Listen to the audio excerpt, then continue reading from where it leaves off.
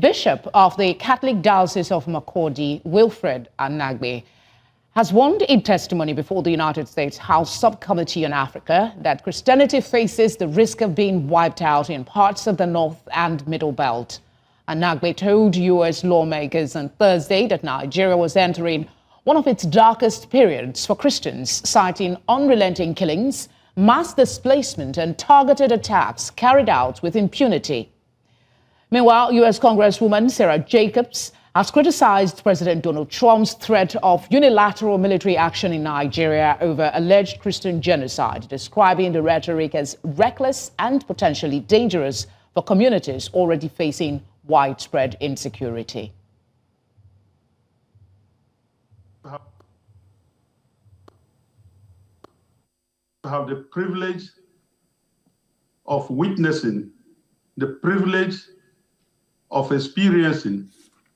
I'm not talking as a privilege of opinion. Mr. Chairman, ranking members, distinguished members of the subcommittee, thank you for inviting me back to testify on the escalating crisis of Christian persecution and genocide in Nigeria. 6 months ago, precisely on 13th March 2025, when I last appeared before this committee, I warned that the situation was there and demanded urgent attention. Tragically, the past half year has proven those warnings understated the continued attack on vulnerable Christian villages by the Fulani ethnic militia and their counterparts, both in the middle belt of Nigeria and elsewhere in the country. Since my testimony in March 2025, credible reports from organizations monitoring religious freedom.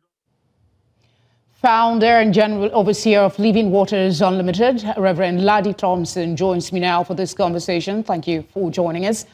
Let's just establish your thoughts on the allegations about the U.S. president that led to this hearing on Christian genocide in Nigeria. Well, in one statement, let me sum it up. I think it's the same as an allegation that Bola Ahmed Tinubu is the president of the Federal Republic of Nigeria. Could you take that again, please? I said to you, my answer is simple. You're talking about an alleged genocide. And I'm saying that there's an alleged publication that Bola Ahmed Tinubu is the president of the Federal Republic of Nigeria. Talking about alleged and this new phraseology in the war of narratives with which okay, I get you now. So what are your thoughts? In Nigeria? What are your thoughts on the ongoing U.S. Congress open hearing that's started today and adjourned? Well, let me say this to you quickly. My own emphasis has never been just on what the U.S. is doing. And I welcome this hearing for the simple fact that there's a truth that Nigeria refuses to acknowledge. And unfortunately, because we have refused to acknowledge this truth, God has had to raise external voices to prod us to give value to human worth. So there's nothing new about what is going on. The hearings, there have been hearings like this over the past 20 years. I want to thank people like Frank Wolf. The Congressman Chris Smith has always been there to protect the lives of Africans and Nigerians in particular.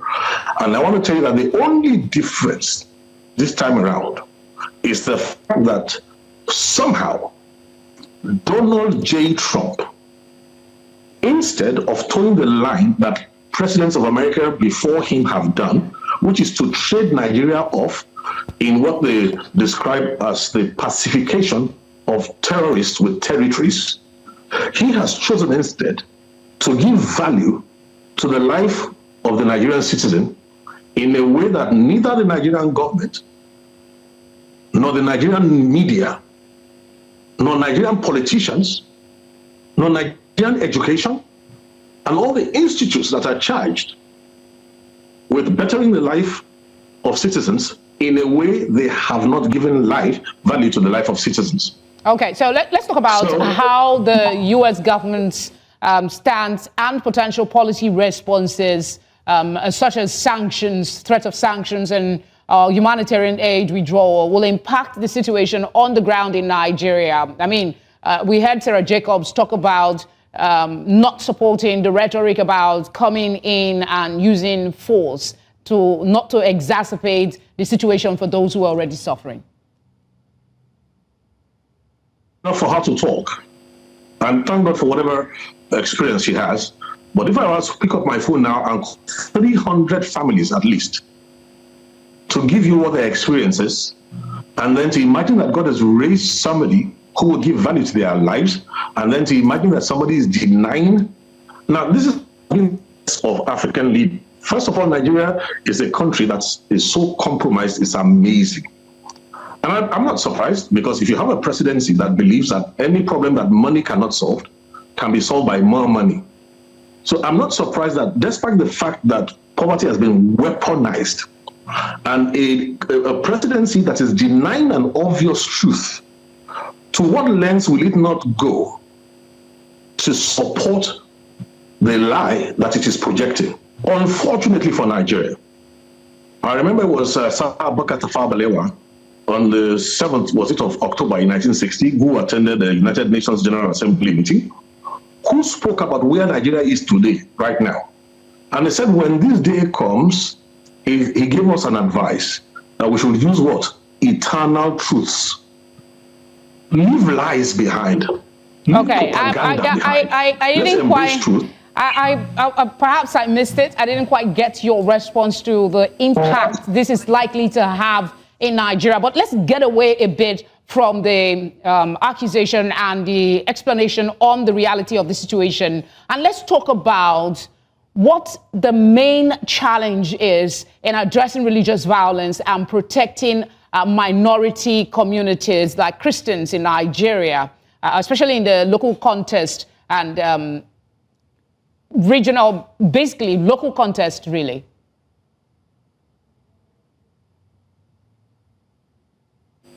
The issue at stake is not a minority. The problem on ground is bigger than religion, accepted, but it involves religion. To understand that what we're dealing with is much bigger, as it were, than mere politics. I don't know if you're following me or not. Yeah, I'm trying because I'm trying so you can perhaps highlight and point us in the way to go, whether it is the politicians or the people. You said most of us are culpable in what is going on with Christians. So I want you to talk to us about what are the biggest challenges and how we can begin to look for solutions. I think we're having a network challenge, quite unfortunate, because I really wanted to hear his thoughts on a way out of this quagmire we find ourselves. But thank you very much, Reverend, for speaking with us in absentia. All right, let's tell you that with the festive season looming, the highway corridor along Kogi State's Lokoja, Kotonkarfi, Abaji Express route, a major north-south artery, is getting urgent attention. State and federal agencies have commenced the inspection of the corridor, while contractors saddled with effecting emergency works have pledged temporary openings. We're on a short break. We'll be right back with the news. Stay with us.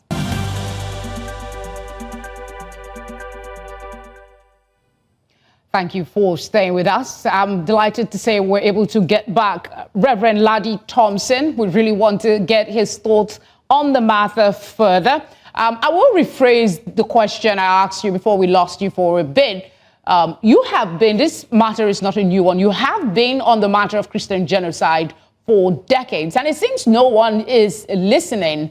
But do you really think this government can solve the problem, considering that at some point there are accusations that there is maybe involvement, accusations against the government of being involved in this? Thank you. Now, first of all, complicity by governance is nothing new. We're dealing with a hydra that has been working on Nigeria with a new template from the late 1990s. So the truth is this: if this government is ready to face truth, I think that within it, the government has what it takes to solve this problem. But the first thing it needs to do is to come out of denial, because even President Jonathan admitted that there were moles in high places in his days. Now, let me tell you something. Out of this CPC designation, there are two things that can come out for Nigeria out of it. It's an opportunity that is very big. Number one, the value of human worth in Nigeria can be established in a way that Nigeria will be quantum leaped from where it is right now, in such a way that the 10 golden years of the Western region will be nothing compared to the development of Nigeria. Because once we value human worth and build a government for Nigeria based on that, we're going to go far. Secondly, out of this, if we handle it properly, can come a situation where right now the Nigerian naira is 1,600, 1,700 to US dollar. Out of this situation can come a result where that inflation, that rate will be brought down to, let's say, 320 naira to the US dollar. So there are two games that can come out of handling this CPC properly. And this is what we need to do. Washington right now is fair game. What President Trump has done is to confront something that nobody else dares to confront.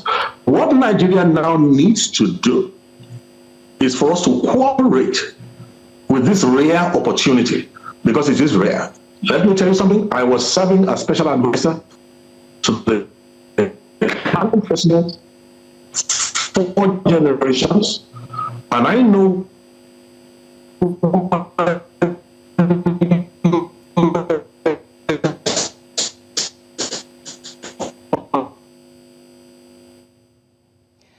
Unfortunately, we have lost him again, but we got to hear a bit of his thoughts on what we can do to begin to address the situation, despite the doubts that we may have.